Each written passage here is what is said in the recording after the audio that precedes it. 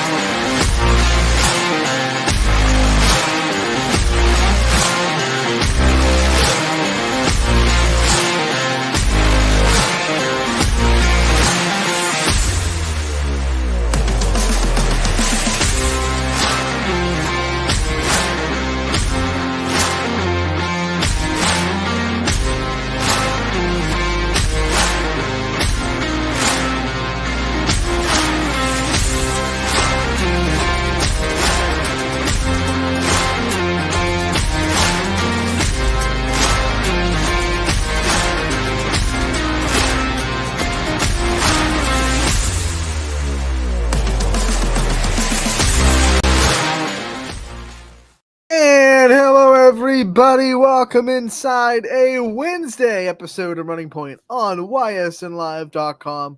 Brought to you by our good friends right above our heads on Wednesdays. They get the big logo today. Greenwood Chevrolet in Austintown. Anthony Hartwig. Scotty Mincher to my right. My sidecar, my buddy. Scotty, how we doing this week? I'm good. I'm ready to roll today.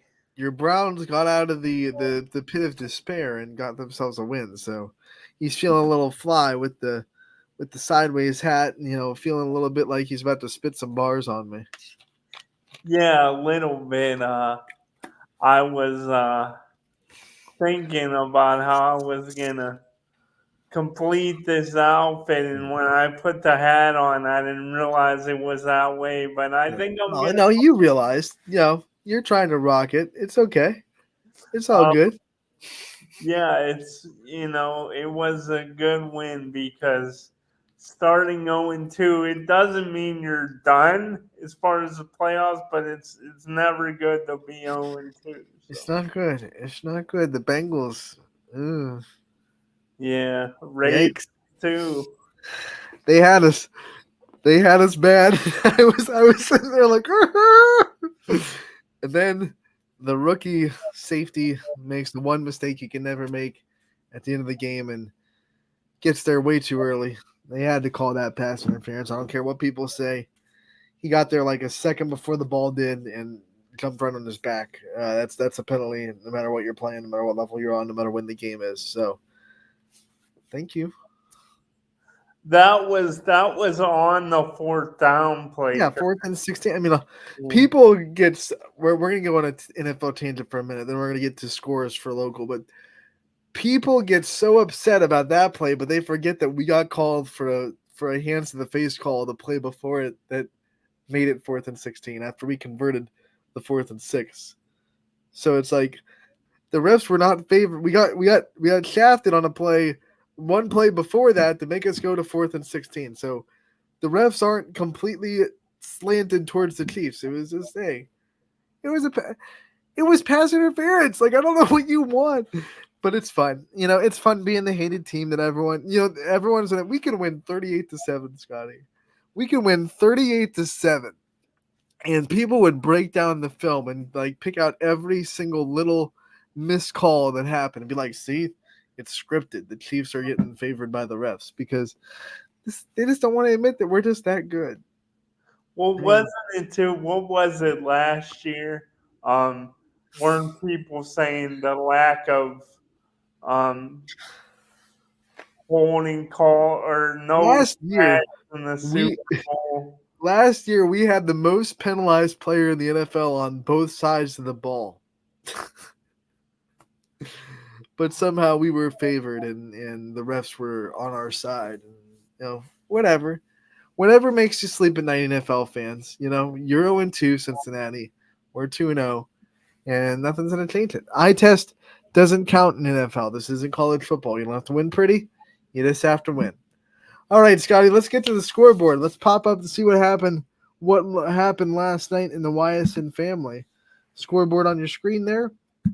Scotty, Scoreboard presented by Burnett Pools, Spas and hot tubs, we've got it all. They have it all. We have it all. We have the scoreboard, which is a great and easy tool for the YSN fans to get live updated scores from your favorite teams across the YSN family. If you're at one of the games or watching one of our broadcasts, you don't want to look away from the action for too long, and the YSN scoreboard is a great, fast way to get the live updated scores across the YSN family. Whether it be your heated rivals or your best friends, you'll be able to find out how they're doing on the YSN scoreboard. And it can be found at ysnlive.com/scores, and it is presented, as Scotty said, by Burnett Pools, Spas, and Hot Tubs. Let's go into last night and see what happened in volleyball. It is a 3-0 sweep for Jefferson, but Conneaut had a milestone, so we want to put that out. Conneaut setter. We want to confirm the name here for a minute. Conneaut setter Lexi Brown had her 1,000th career assist in the match, so we want to congratulate her. And that milestone, Jefferson does get the win in straight sets 3-0 to bounce back from their loss on Monday to Lakeview. Lakeside was able to try to hold off Madison, but Madison gets the 3-0 sweep over Lakeside. West Branch won the first set of the match 30-28, but Marlington was able to bounce back, win 3 in a row. They beat West Branch for the second time this year. 4 sets was the final in this one, 3-1 Marlington. Perry goes to Orange and gets the big win over the Lions on the road.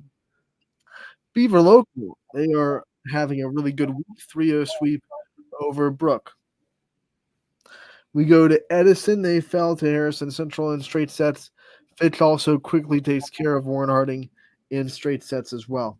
Ursuline falls to Kansas Catholic 3-0 on the road. Champion is able to win over Brookfield 3-0. Had a milestone in this one. Champion libero Avery Boggs gets her 1,000th career dig, so congratulations to her. It must be the week of milestones. Right towards the middle of the season, people are starting to get those milestones because we've seen a lot of them this week, and that is just the latest one. And I'm sure we'll see a few more throughout the rest of the season.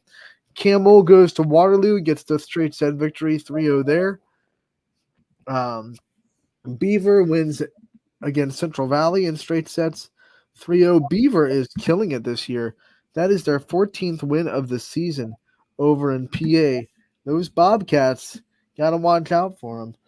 Youngstown East gets the win over Cheney in straight sets, 3-0. We have Crestview. They are able to beat Liberty in straight sets, 3-0 inside the MVAC. Garfield gets the season sweep of LeBray. LeBray gets a set this time around, but not enough to win over the G-Men. Garfield win that one 3-1, the final score there. They keep pace with Crestview. Talking about it yesterday, Scotty. Garfield has 1 game back of Crestview, so they needed to keep pace. So when they play Crestview again, they're just that 1 game back. It would be a championship matchup in Garrettsville. So they do that. Their biggest test was going to be LeBray. They got past it in 4 sets, and now they decided to take care of business until they play Crestview again in a couple of weeks.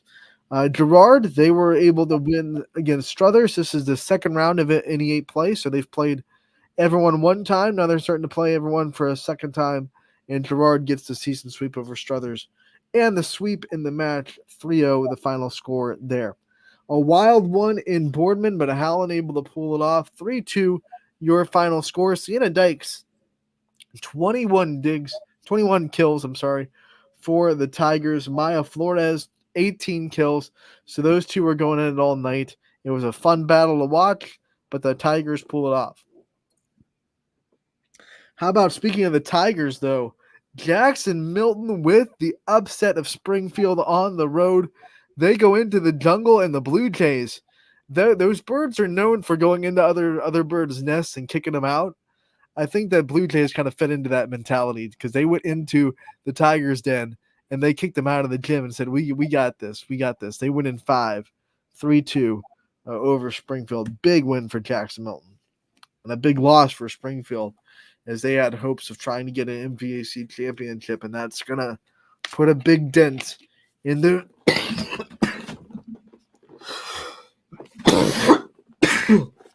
excuse me, in those, whoo, in those hopes. Deep breath. Let's go to Heartland Christian. They are hosting Lindsley, and they fall 3-1 to Lindsley. Columbiana gets a little bit of a fight from Lisbon. One set was actually 25-23, but the Clippers escape, and they get the win 3-0 over the Blue Devils in the EOAC. Badger gets the win over Lordstown in straight sets 3-0. We go to back to PA. Mohawk falls to Shenango in straight sets. McDonald gets the win over Middle Ridge in a wild one as well. 3-2 the final score.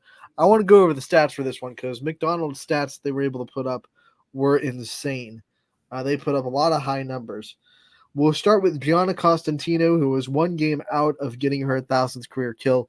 She got that on Monday, so she comes back on Tuesday. Adds to it 20 kills, 14 digs for her. But if one player with 20 kills wasn't enough for your appetite, if it didn't do it for you, how about also Haley Kuntz, the freshman, also getting 20 kills on the night? And if two players with double-digit kills wasn't enough for you, Scotty, if you still weren't impressed, they had a third with double digits, with Sierra Shiley getting 10 kills on the night. So between those three, that is 50 kills between three players on the night. Setter Ava Solomon had 51 assists. You had digs all over the place from Miley Titus, their libero. She finished with 23. And Gianna Costantino had a double-double with the 14 digs. You also had 12 digs and a double-double for Salomon to go along with her 51 assists. So McDonald lightened up the stat sheet. They got all they wanted from Middle Ridge, but eventually they were able to get the win. That means both wins against the Rams this year for McDonald are in 5 sets, Scotty. They know how to do thrillers between those two. Yeah, thrillers.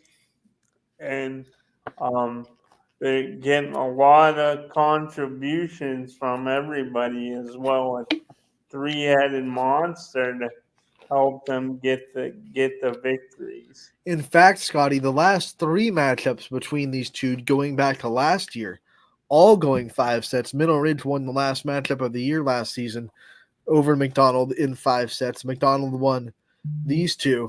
So the last 3 matchups between these two teams, all going 5 sets. So that's going to be something that they remember going into next year when they meet up again.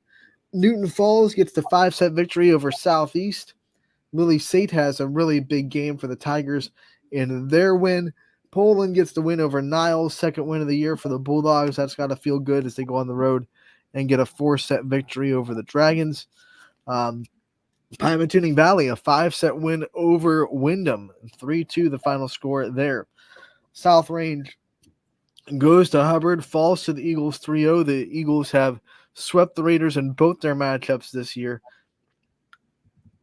Speaking of Eagles, we go to United, and they go on the road, and they win over Latonia 3-0, the final score there.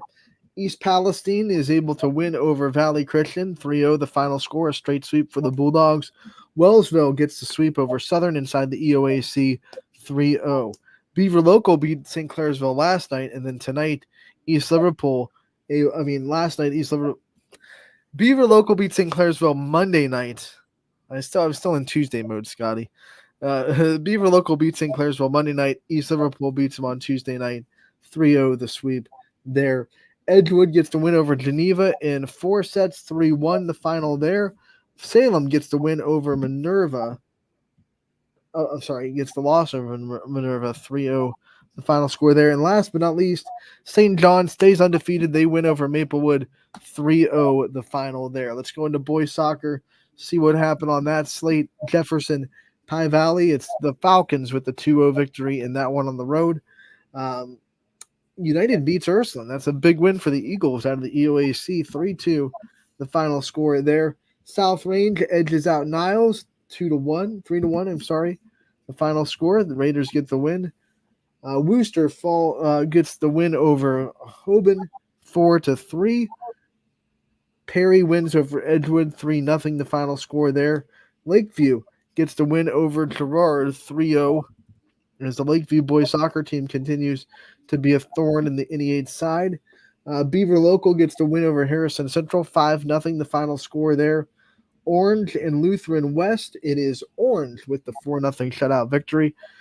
Grand Valley gets the win over Matthews 5-1. Cardinal Mooney with the win 6-0 over Canton Central Catholic. Salem, they're able to hold off Carrollton, a big win for them, 8-1. The final score. West Branch falls to Alliance on the road in a close one, 2-1.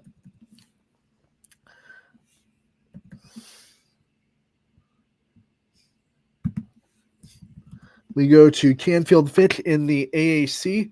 What a defensive battle this was, but Canfield kept the pressure on. They outshot Fitch 15-7. It was eventually Brady Casey that got the lone goal for Canfield in about the 26 mark in the first half, and Canfield gets the win 1-0 over the Falcons in Greenwood Stadium in Austintown. Howland, they're able to decimate Warren Harding 8-1, the final score there. Hubbard gets the win over Poland 2-1. That's a tough one for the Bulldogs, and a big win for Hubbard. And then last but not least, Boardman goes on the road to St. Vincent St. Mary, gets the win 3-1. Girls soccer, we only had 5 games on the slate. Pymatuning Valley gets the win at home against Jefferson 4-1. Perry goes on the road, beats Edgewood 7-1. Lakeside falls to Madison 8-0. East Liverpool wins over Edison 6-0. Last but certainly not least, Conneaut and Geneva playing each other. The Eagles get the 1-0 win over Conneaut on the girls soccer side. So that is your volleyball soccer scoreboard. Scotty, we want to talk first about the game I was at last night, and I went to Hubbard and South Range, and I got to see the Eagles live for the first time, Scotty. And when I say Hubbard's defense is good, I mean they're unreal. Like they were not letting any of the balls drop at all. It was so hard for South Range to put balls down against this Hubbard team. Their offense is good. They have a good offense that can swing hard, but their defense wins some games. Their defense keeps the ball up in the air. It's fun to see a volleyball team that is really, really good with being really, I mean, a really good record. That's their 10th win of the season. And their backbone is defense, because a lot of the teams that are really good this year, defense is good, but they kind of hang their hat on their offense. They all have strong hitters. They swing really hard. They put a lot of pressure on other teams. It's really nice to see a team that's really good, that's having a good record season, and they're doing it with defense being the headlining skill that they have. Like they are known for defense. That's fun to see. What do you think? What would you say? And because you know a ton about volleyball too, and covering it for years, but what would you say you attribute it more to? Is it quickness, defense, or do you think it has to do with alignment and having players in position? Do you think it more has to do with that? Both of those go into it. Like you have to be fast and you have to be in the right spot. But I think at the end of the day, there are a lot of teams that are in the right spot and then have quick athletes back there that still don't do as well as Hubbard. It's just an effort and a communication and a just desire to not let any ball drop. I mean, the amount of people on Hubbard's team that are willing to just go all out to get a ball, even if there's probably a 10% chance that they can actually get the ball over the net.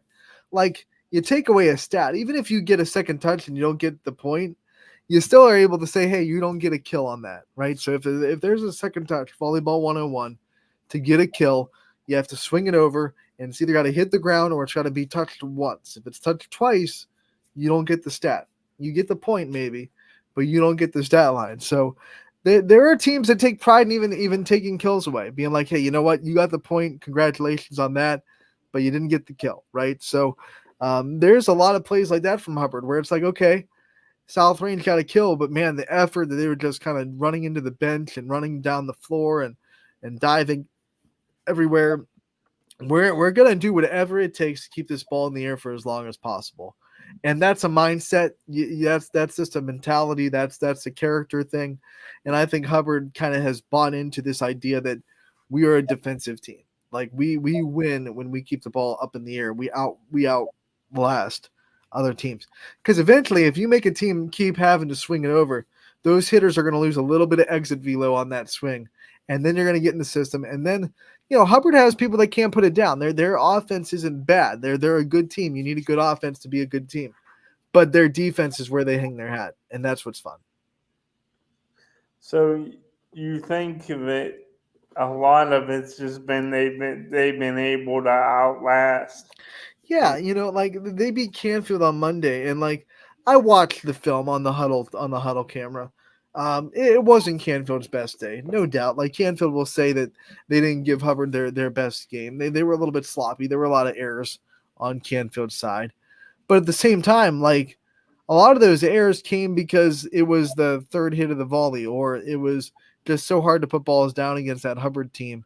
It mentally, not even physically, more so mentally, really wears out a team when they keep hammering it and they keeps getting popped up and they're like, what do I have to do to get a ball to drop on the floor? It's almost, I know you're a big baseball fan, Scotty. It's almost like a pitcher that keeps getting fouled off and he's thinking like, what do I have to do to get this guy out?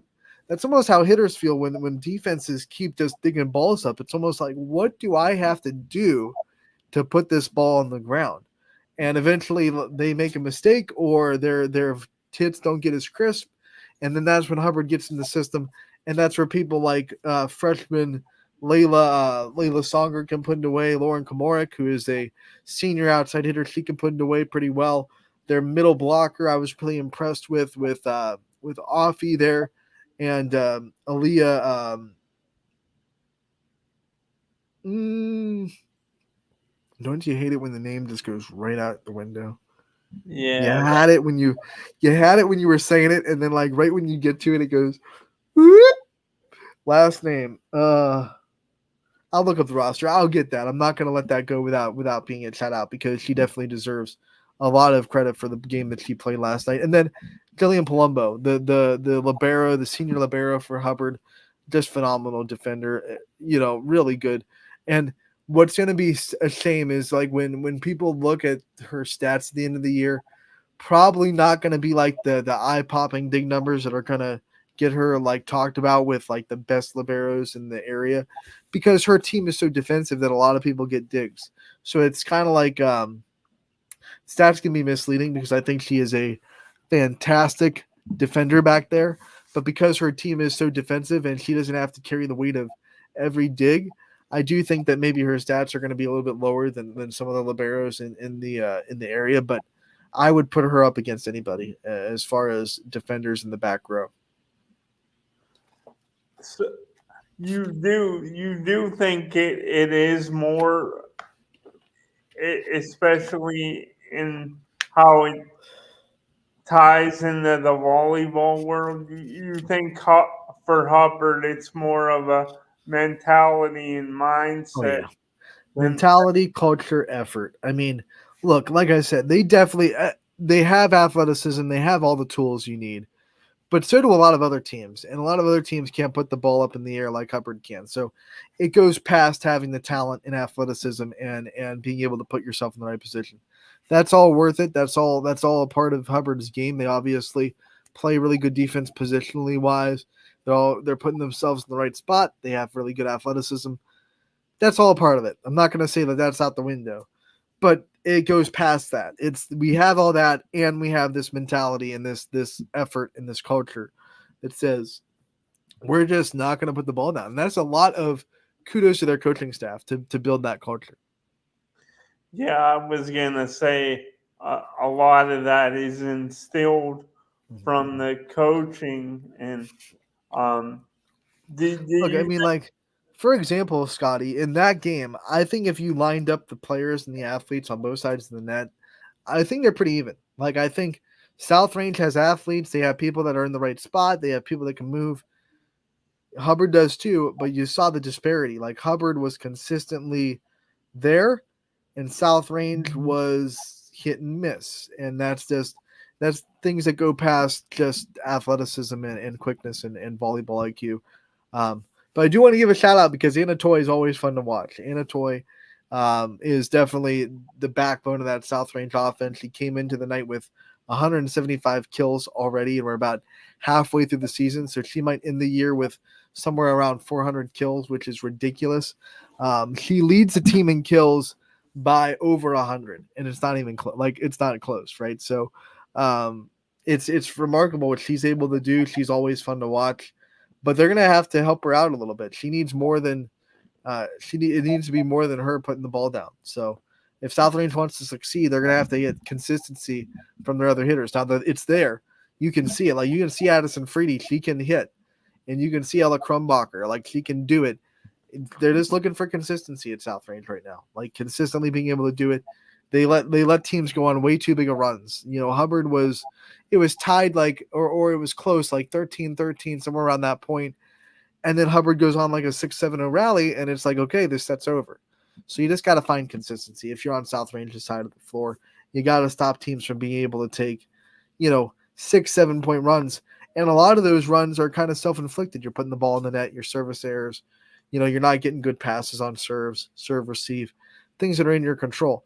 Very rarely in high school do you see a team go on a big run simply because they're constantly putting the ball down on good volleyball, right? So if you're playing clean volleyball, it's hard for the other team to really go on a big run. So you'll look at that for South Range and go, why are we letting teams go on 7, 8, 9 point runs? Well, there's a big part of it that it's a lot self-inflicted. So the Raiders have to just do a little bit better job of getting consistent. And I think the pieces are there. And if they do get consistent, they're going to be a very dangerous team come postseason. Do you think you were talking about culture earlier and it sparked something in me? I was just curious. Do you think with culture, like it could instantly go one way or the other as quick as like in 1 year or one season, or do you think most of the times with culture and that winning mentality it takes years, like several, like say 2, 3, 4, 5 years? What are your thoughts on that? Normally, it takes a while to build like an established culture, but we have seen in every sport, we've seen a coach come in and turn a team around, or we've seen culture just get turned around in an instant. I mean, you look at some teams in the area right now in every sport. Like there are some teams that have just found a groove, right? And that because of that success, then the culture gets built a little bit. Culture is a lot easier to build when you got the results, right? When you can say, "Hey, we're doing all this and we're winning, so that's why we're doing all this." It's a lot easier to buy into a culture when you're winning. So I think cultures can be built pretty quick, but most of the time, in general, you take 2 or 3 years, a consistent coaching staff, you build the culture. Yeah, I would agree with that. I think there are times when you could see it flip pretty quickly, but I think to get that in coaches and teams, you want that peak level performance to get it to where you're established and you have a great chance to win every time you go out. Not just that, but continuity, everybody being on the same page. That continuity, I think it does a lot of times take years. You talked about Hubbard and just everyone communicating, being on the same page, and Hubbard, sometimes that gets overlooked. Hubbard's been trying to get back to the greatness of their volleyball program was not too long ago, for a couple of years now. And when they had players like Adria Powell who went on to play at Ohio State, this volleyball program was one of the best in the area, period. And that was right before they came on Ysn, unfortunately. So we didn't get a chance to really, cover that team. But when that class graduated and Adria Powell left a little bit early to go to Ohio State, it seemed like it was just one of those windows where you had a little bit of a fall off there. And now they're trying to work their way back up. and I think they're pretty there. I mean, they have a couple of seniors that will be a tough thing to lose, but they have a lot of young talent. I mean, Songer is a freshman, so they're right there. They have 10 wins right now. They just beat Canfield on Monday. They're not quite at the echelon that Lakeview and Girard are at right now in the NE8, but they're chipping away. And Lakeview's going to lose a lot of people next year to graduation. So you wonder if Hubbard is just kind of biding their time a little bit, chunking away, and then next year is going to be a year where they can really, make a big run in the conference. Scotty, we're talking about NE8 Hubbard, NE8 South Range, and Radar's hit in the comments section. He wants to know about a big NE8 football matchup on Friday. South Range, Struthers. Everyone knows it's big. It's being talked about on YSN. DJ has talked about it on Power Hour. It's being talked about on WFMJ. I'm sure it'll be one of the highlighted games they do with DJ a little bit later on in the week. This is going to be a awesome football game, right? I mean, this is what we pay for. It should be, yeah. It should be a dandy. And Struthers, they got a scare put into them a week ago. So you wonder. I don't think it was the case, but sometimes it's human nature, and you get caught looking ahead a little bit. We've seen there was that game a couple years ago, Struthers and South Range, Anthony, when Struthers had like 6 turnovers and they still ended up winning the game. And I think it was the year they won the state title as well.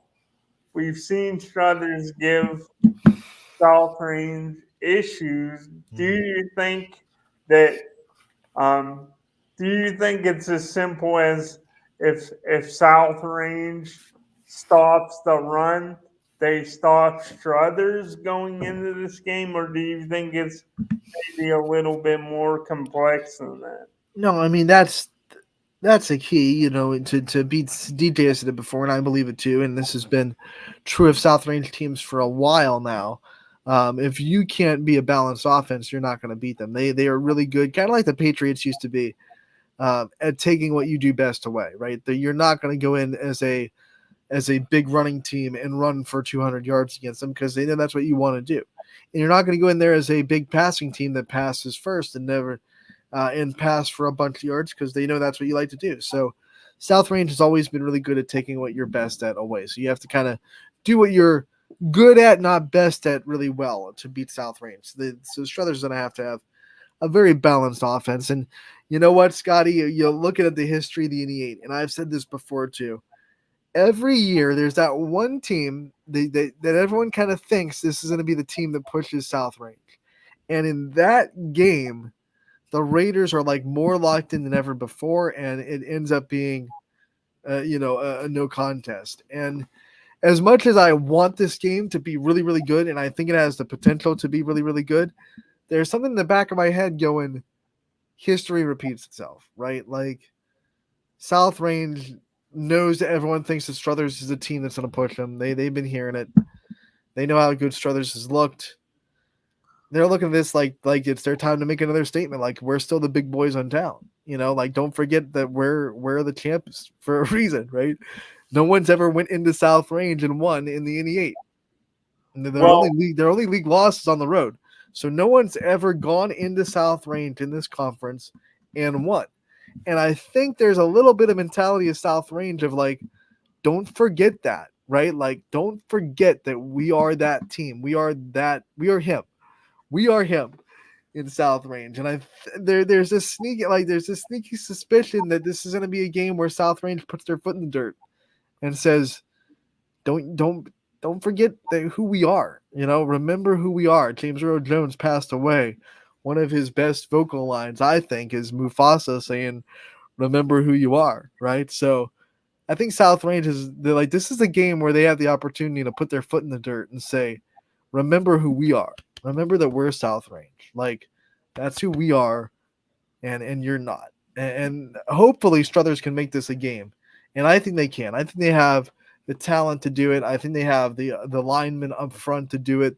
I don't think they're going to be pushed around. But there's this like I said, history kind of repeats itself, and I I tend to think that like all this talk all week about Struthers going to come into South Range and make this a really good game. Like South Range hears that, and every year when they hear that, this is the game that kind of ends up being all South Range. The ones that have been close, Scotty, have been the teams that aren't in that conversation, right? So like that year that Struthers pushed South Range, Struthers wasn't the talk of the town, weren't the talk of the league that year. You know, everyone was talking about Poland and Hubbard. You know, I think that was the year where Gerard was undefeated when they played South Range. Now all of a sudden, it's Struthers is that team that this is gonna be it, and I don't know.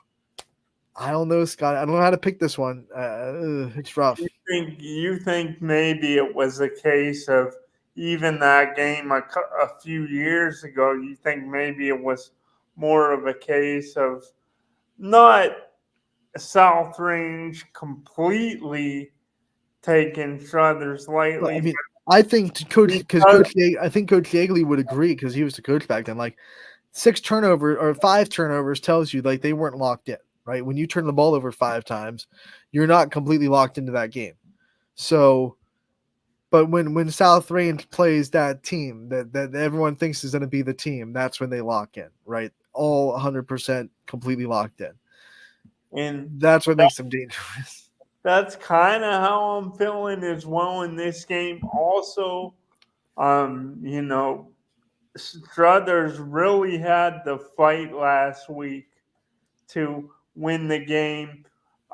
From the Struthers side, do you think it was more just good on Gerard last week, Anthony, and they had a good game plan, and you just have to give them more credit? Or did you think Gerard maybe exposed some cracks in there that South Range, is gonna be ready to take advantage of? All respect to Gerard because they played really well and they gave Struthers a heck of a fight on the road, by the way, that was in Struthers. But I think everyone in that Struthers building knows that they did not play a good first half at all. They let a lot of things go. They turned the ball over. They just weren't playing good football. And Gerard had opportunities to make that a lot worse than 14-0, right? So it could have gotten a lot worse for Struthers. Now they picked it up and they said, you know what, we're not doing this. In the second half, they scored all 20 of their points in the third and fourth quarter. So they kind of put everyone on like notice, like, hey, this isn't who we are. So I think it was an execution thing on Struthers. Like I don't think they were playing their best. Props to Gerard for taking advantage of that and being able to make the plays that they did. But I think there was a lot of Struthers not playing well in that first half, and then we saw the real Struthers show back up in the second half and really dominate the second half. I mean, they were down 14-0, then won 28-21. So they outscored Gerard 28-7 in the second half. So I think Struthers kind of proved that was the Struthers we need to see all 4 quarters if they're gonna test South Range. Uh, do you think for Struthers though? And this is kind of my last question on this. To give them that Struthers team we saw in the second half of last week, all 4 quarters, it's like to be able to knock off South Range. Do you think that they could get away with like getting to that level? Do you think they'd have to be almost perfect to do it, or do you think they just got to be really good, maybe control the ball and not turn it over, or do you think it's gonna take more of a Herculean type effort to beat South Range? Is there a middle ground? Like I don't think they have to be like out of their mind good to. I think they're talented. Like when I say a team has to have a Herculean effort, in my mind, I'm thinking like they have to play better than they've ever played before, right? That's what I when I'm saying that, that's what I'm thinking. I don't think Struthers is that far off the South Range where there's this huge gap and they have to play monumentally better than they've ever played, like out of their mind crazy to have a good game.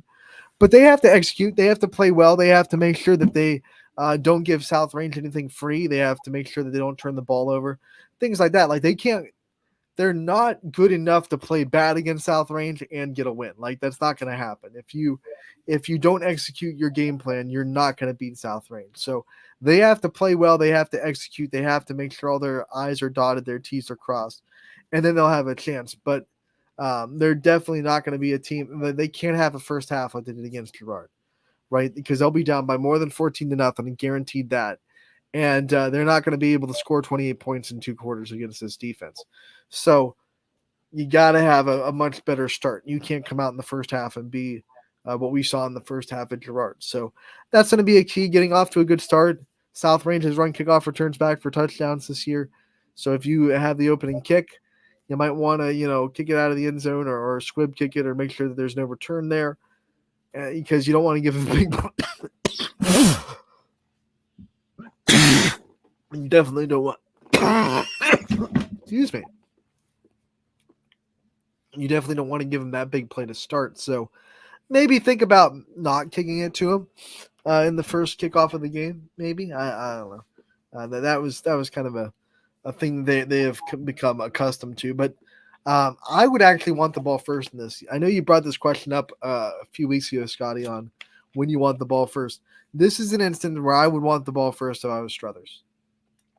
You win because we're on the road where they're still the underdogs. I don't care what people say or what like how South Range feels in the locker room or how they've kind of like South Range is the team that has not lost a conference game at home.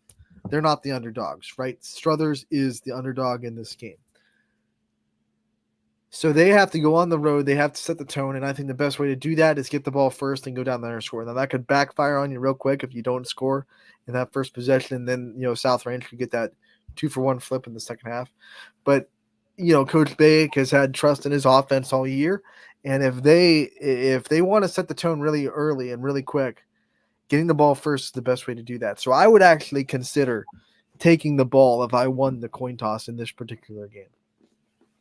Did you see? I guess I'll have one more as far as this game. This real quick because this is part of my ex. The last thing I want is to kick off and then give South Range a big drive touchdown because that's just a bad way to start the game. So I would want the ball first so I can be the one that does that on the road in South Range. Obviously, they're both gonna try to go with what works here. You're gonna try to go with your bread and butter, but because this is a big game, and you would think both teams, especially Struthers, because they're the underdog, but even South Range, you talked about when it's getting talked about that this could be the team, they're always up to it and they take it to another level.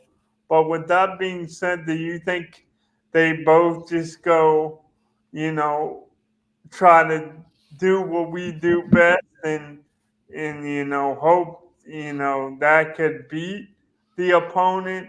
Obviously, they're going to be doing that a lot during the game, but do you think there's more of a chance because this is a big game and if you're the coaches, you want to get your players fired up? You think there's more of a chance they throw some wrinkles in there and go more into the bag of tricks a little bit on both sides because this is a big game? No. Okay. No, this is South Range. They want to say, here's what we're good at. You're not as good as us on it, and we don't have to go into our bag of tricks to beat you. Because in my mind, when you do trick plays, and especially early in the game, that's kind of a signal to the other team, like we don't think that our normal stuff can beat you, so we have to pull out our bag of tricks. And that's what if you watch the. I don't want to bring up the Chiefs too much because I don't want to sound like a homer, but if you watch the Super Bowl video from last year, like the Chiefs defense was fired up that the 49ers scored on a trick play because the Chiefs defense was saying Well, if that's what they have to do to score against us, then we're going to win this game, right? Because if they have to pull out a trick play to beat us, they can't do that every play, and we're going to win this game because they can't do it normally.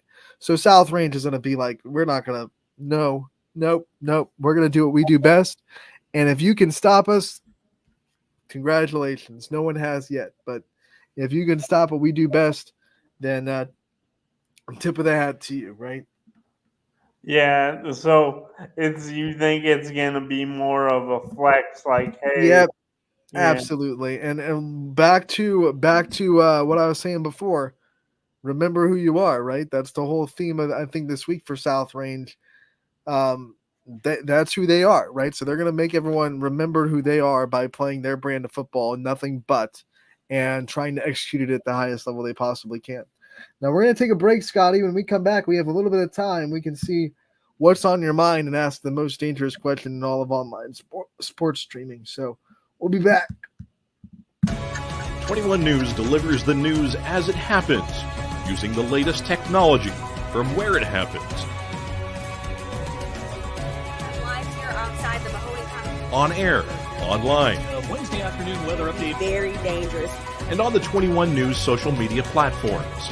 I'm on the road right now. 21 News, the Valley's only locally owned source for trusted news since 1953. Craftsmanship to us is 60 years of pride and dedication. Passed down from generation to generation. The hardwood floors that your kids take their first steps on.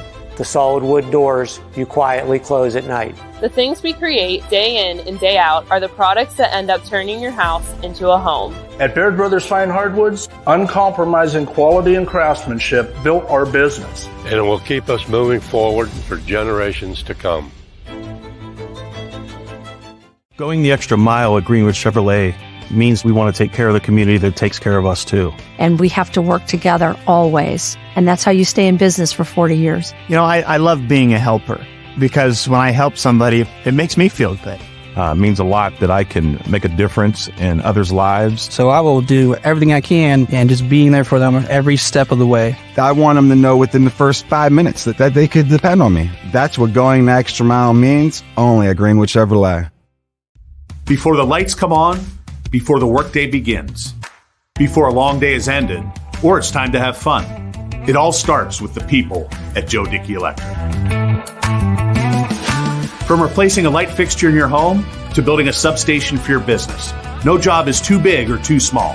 The people of Joe Dickey Electric power them all. Joe Dickey Electric, over 60 years of powering the Mahoning Valley. All right, Anthony Hartley, Scotty Minter here with Running Point, brought to you by Greenwood Chevrolet in Austintown. See them above our heads right there. And it's time to ask Scotty the question that we ask every week, that we brace for impact because it could be so dangerous. Scotty, what's on your mind, buddy?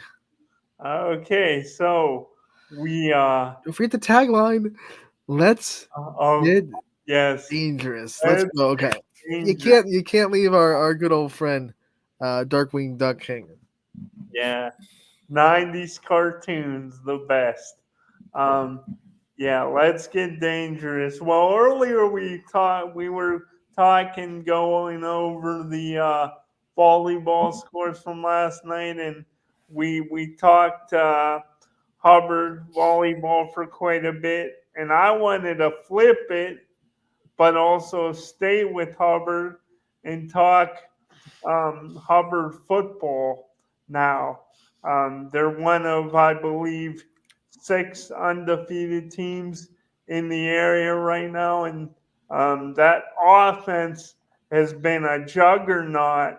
Anthony scoring over 40 points a game to this point. But I was looking, and they have a gauntlet of a schedule the second half of the season. So far this year, Hubbard hasn't really been challenged in every game. They've been all blowouts. So what are I wanted to get your impressions, your thoughts on Hubbard so far this year. And do you think with the schedule they have coming up, what is the thing? I know they look great in their wins, but what is the one thing you think they're going to have to be better at with the schedule getting tougher if they want to keep it rolling? Well, when I look at Hubbard and I think about them and their history, and they've had a really good, historically good football program. I think this might be the best, like the most balanced, I should say, offense that we see out of Hubbard, that we've seen out of Hubbard here on YSN since we started covering him, because they can hurt you in so many different ways. You know, Hubbard's in the past, you knew what you were getting. You were getting a heavy dose of the run, and if you were able to stop it, then you were going to put Hubbard in a bad spot. Now it's a little bit more balanced. They're still really good in the run game, but they can toss it. So that makes them super dangerous. And we always talk about what it takes to beat good teams. It's a balanced offense. And at this level especially, you know, high schools are usually built to either stop the run or stop the pass. They're usually not built for both, because to be built for both, you have to have guys that are big, and you also have to have guys that are pretty athletic, both in the same roster, both in the same defense. In a lot of high schools, especially smaller, you know, Hubbard's going to be playing a lot of bigger schools, but especially when we go to the smaller levels, they just don't have that kind of a pool of people to pull from to get a lot of both, right? So Hubbard, always good defense. Their defense is good again this year, but I love the balance of their offense, and I love that they're succeeding with a lot of balanced offense. You said it, 40 points per game.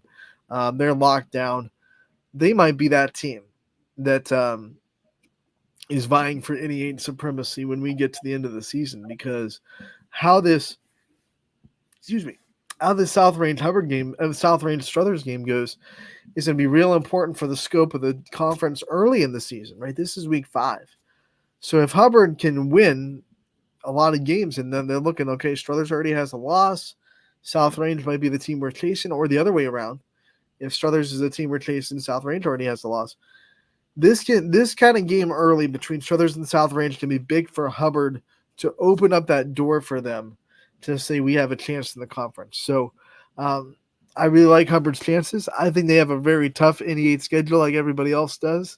A lot of good teams, a lot of good offenses to stop, a lot of good defenses to try to get by. We're going to learn a lot about Hubbard and really every team in the NE8 in the next 1, 2, 3, 4, 5 weeks of football. So we're going to learn. Get out your notebooks and your note cards, because it's time to learn about a lot of teams. Yeah, we're definitely gonna learn, and I mentioned their schedule earlier, and we'll definitely find out more about it. It's a great start for Hubbard. We'll definitely find out more about them with Lakeview coming up, and you mentioned South Range. We talked a lot about the Raiders and Struthers already, and then Gerard on the schedule as well, Poland on schedule as well. So he'll have to play Struthers and South Range eventually as well, and yeah, it's going to be a gauntlet of an NE8. NE8 is kind of like the SEC in football for high school, where it's like everyone's really, really good, and everyone's going to beat each other up, and that's what we're going to get out of the NE8 season. I can't wait for it. And do you think? I mean, we talked a lot about Hubbard's offense to this point, but really, when you look at it and how they're scoring, but not just the scoring, the way they've held opponents down, their defense has been just as impressive to this point, and they got playmakers. Barry Reynolds has had a really good start to the year. And they got guys all over the place that have made some big plays. Jaden Smith as well for Hubbard on both sides of the ball. So I just wanted to know, when it comes to their defense, you talked about their offense and how maybe it's the most balanced they've been. Do you think it's their most complete defense to this point too that you've seen, or do you think let's wait and see until they get into the more of the meat of the schedule. Well, Hubbard's always been good on defense. That's no shocker. They have a good defensive mentality. They always have big guys up front that are just hard to move. And that's not different this year. They're just a really good defensively mindseted program. They're always going to be a good defense. Not shocked at all that they're having the defensive year that they're going to have. And they're going to be hard to score on. Even the teams that have a little bit better offenses, I guarantee will be held below their season average. I would be shocked if at the end of the season, no matter what Hubbard's record is, I would be shocked if there's more than maybe one team or two that gets above their season average for points per game against Hubbard, because Hubbard is really just hard to score on because of how big they are and how hard they are to move and physical and big and athletic. They have a great wrestling program, so that helps things on that front line in the trenches. So they're just hard to score on, and they hold a lot of teams way below their season average, and they did that last year too. I think they held all but one team. I believe, I could be wrong, but I think they held all but one team below their season average when you come to their defense, what they were able to do. So last year it was their offense that was the bugaboo. They couldn't get consistent scoring. This year, not so much. So far, they're having really good consistent scoring, which is really good when you have a defense that's already solidified. And it's easy to always point to the quarterback and Alexander. He's off to a great start. Alexander the Great, man. He's conquering everything. Yeah. So far this season. And I just, as we go forward here, it's hard to believe we're at the halfway point this season. I know we're about to wrap up, but we had that comment from Radar, and I was wondering if, to close here, if you had any games maybe that are going a little bit under the radar for you, that not talked about like Struthers and South Range, but other games this week that you have your eye on. Let's go ahead and look at the week 5 schedule here and see real quick.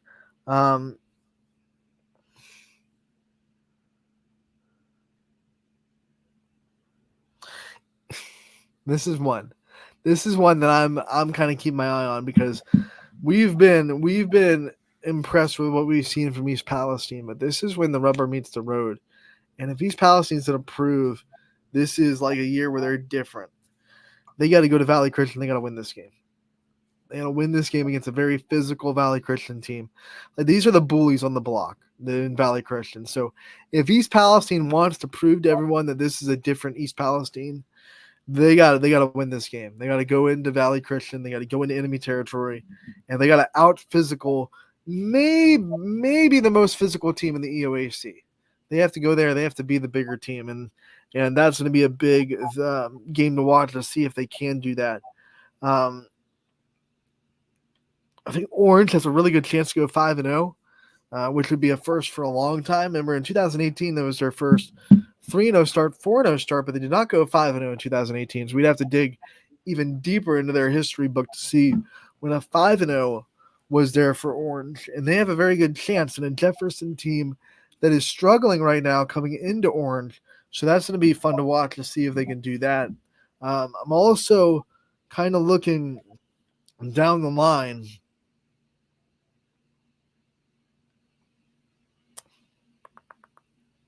I think there's a lot. I think West Branch Howland could be fun if Howland's defense, does the same thing that Cheney's defense did for them last week, where they held West Branch scoreless for a long time. I think Howland's offense can do a little bit more than Cheney's could. Maybe that could be a fun one. Western Reserve Lowville. That's not talked about a lot, but that's the MVAC Scarlet tier is going to be a fun one to watch this year too. A lot of good teams in that division of the MVAC. So MVAC Scarlet, always fun, and that should be a fun one too. So I'm thinking EP Valley Christian.